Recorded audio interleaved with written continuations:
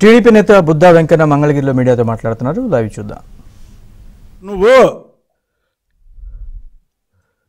దా సత్తా చంద్రబాబు నాయుడు గారు 96లో ముఖ్యమంత్రి అయ్యాడు, 99లో మళ్ళీ తిరిగి ముఖ్యమంత్రిని చేశారు.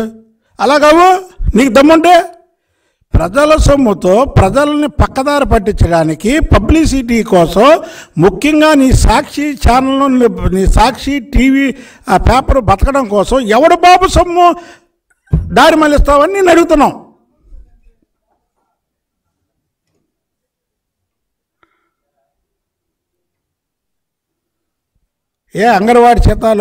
అంగన్వాడీ టీచర్స్కి జీతాలు పెంచలేవా? ఎందుకు పెంచలేవు? సాక్షాత్తు నీ కడప జిల్లాలో ఉన్నటువంటి నీ నియోజకవర్గం అయినట్టు పులివెందుల్లోనే వాళ్ళు ధర్నా చేస్తున్నారు. అది నీకు తెలియట్లేదా? చెప్పు, నువ్వు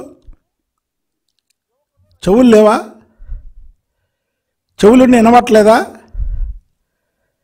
ఎందుకు నువ్వు ప్రజల్ని పక్కదారి పట్టించి నీ సాక్షి పేపర్కి దోచిపెడుతున్నావు?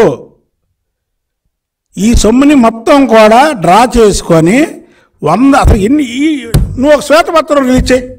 జగన్మోహన్ రెడ్డి, నువ్వు అమ్మఒడికి ఇంత వేసాను అంటున్నావు, లేకపోతే నాన్న బుడ్డికి ఇంత వేసాను అంటున్నావు.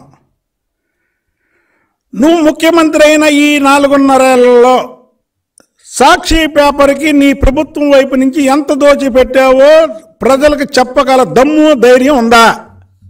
మీ కుక్కలు వాగుతుంటాయి కదా, పెద్ద ధైర్యవంతుడు ఏదైనా ధైర్యంగా చేస్తాడని. నేను ఛాలెంజ్ విసురుతున్నా. సాక్షి పేపర్కి నువ్వు ముఖ్యమంత్రి అయిన తర్వాత నువ్వు సాక్షి పేపర్కి ప్రభుత్వ డబ్బుని ఎంత తరలించావో చెప్పగలవా? ఇవాళ ప్రజలకు తెలియద్ది. సాక్షి పేపర్ని వాలంటీర్లతో సొంతంగా ప్రజల మీద రుద్దుతో సాక్షి పేపర్ ఎవడన్నా చదువుతాడా? బుద్ధున్నవాడు సాక్షి పేపర్ ఎవడన్నా బుద్ధున్నవాడు చదువుతాడా ఈ రాష్ట్రంలో? ఎందుకు నువ్వు ఈ పని చేసేది చెప్పు? ఆ సాక్షి పేపర్లో పెట్టుబడులు పెట్టు దాంట్లో నీకు ₹1 కూడా లేదు.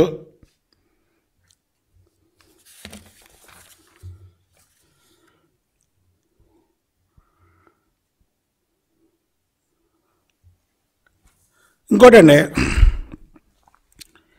విద్యాదేవునికి మాత్రం ఏడాదికి 4 ట్రిప్పులుగా ఇస్తాడు. ఎందుకంటే పాపం దగ్గర డబ్బులు లేవు. సాక్షి పేపర్కి మాత్రం వెంటనే ఇస్తాడు. అంటే సాక్షి పేపర్ ఇస్తుంది కదా, సాక్షి పేపర్ ఇస్తుంది. పేదలకి డబ్బులు ఇవ్వడానికి చేతులు రావు. ఎవరు సొమ్మిస్తున్నావు నువ్వు? ఈ సంపద ఎవరు సృష్టించారు? ఈ సంపద 2014లో చంద్రబాబు నాయుడు గారు ముఖ్యమంత్రి అయినప్పుడు 16,000 కోట్ల రూపాయల అప్పులు ఊపిలో ఉన్నటువంటి ఈ రాష్ట్రాన్ని సంపద సృష్టించి ప్రజల గ్రహచారం బాగాక ఆయన ఓడిపోయాడు. ఎవరు ప్రజలు బాధపడుతున్నారు? ప్రజలు మోసపోయారు. నీకు ప్రజలు మోసపోయారు. ఆయన ఇది బాగాక ఆయనకే పర్వాలేదు, చంద్రబాబు నాయుడు గారికి ఏం పర్వాలేదు. చూశాక చంద్రబాబు నాయుడు శక్తి.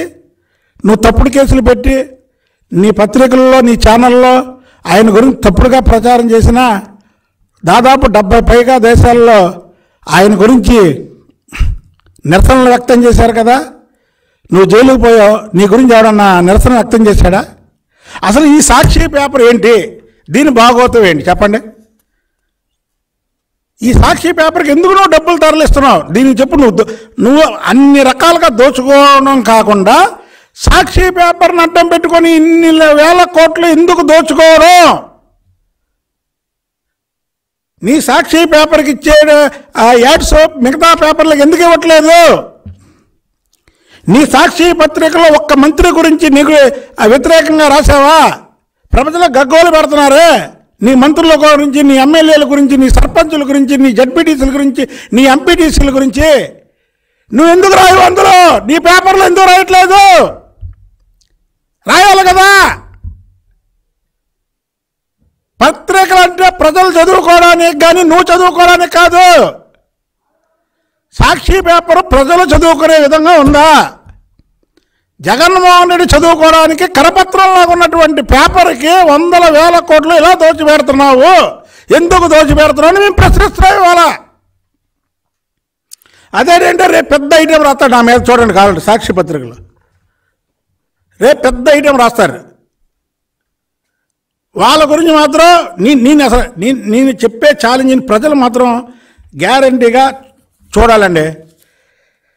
సాక్షి పేపర్ పెట్టిన కాంచి ఈ రోజు వరకు సాక్షి పత్రికలో వాళ్ళ సర్పంచులు కానీ, వాళ్ళ జడ్పీటీసీలు కానీ, వాళ్ళ ఎంపీటీసీలు కానీ, వాళ్ళ ఎమ్మెల్యేలు కానీ, వాళ్ళ మంత్రుల గురించి కానీ మనం సోషల్ మీడియాలో చూస్తున్నాం. ఏమని ఈడు ఇలా చేశాడు, అలా చేశాడు, మమ్మల్ని నరకయాత్ర పెట్టాడు, మమ్మల్ని చంపుతున్నాడు, మమ్మల్ని పరుస్తున్నాడని.